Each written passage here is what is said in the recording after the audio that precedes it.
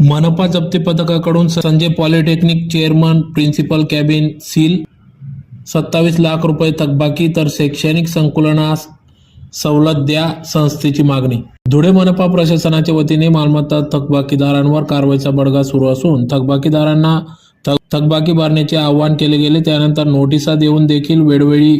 नोटिसा देण्यात आल्या तरी देखील थकबाकीदार मालमत्ता कर धारक हे आपली मालमत्ता कर भरत नसल्याने मनपा आयुक्त अमिता दगडे पाटील यांनी कारवाई सुरू केली असून आज दिनांक 5 फेब्रुवारी 2025 रोजी 12 वाजता धुळे शहरातील प्रभाग क्रमांक 1 मधील गोंदूर रोड जवळ असलेले संजय पॉलिटेक्निक कॉलेज येथील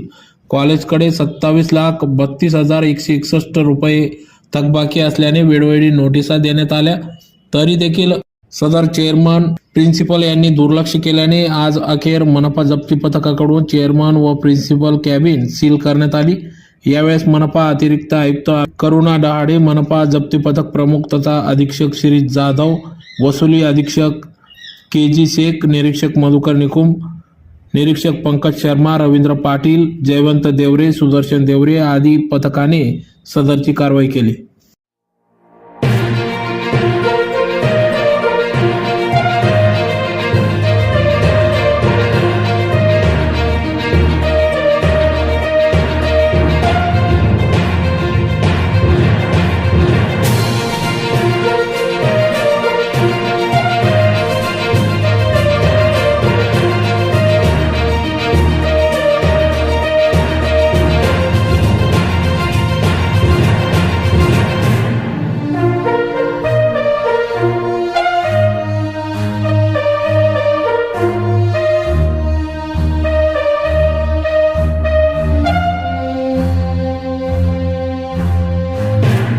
शहरातील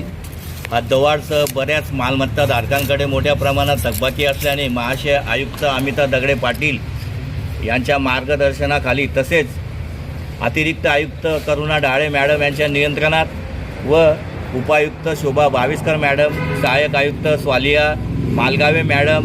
यांच्या मार्गदर्शनात जप्ती पथके तयार करण्यात आली असून त्या अनुषंगाने आज दिनांक 5/2/2025 रोजी भोकर येथील संजय एज्युकेशन सोसायटी संचलित पॉलिटेक्निकल कॉलेज देवपूर यांच्याकडे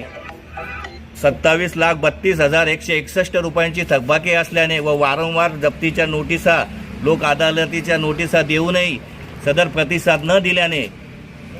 आज प्रिन्सिपल यांचे कार्यालय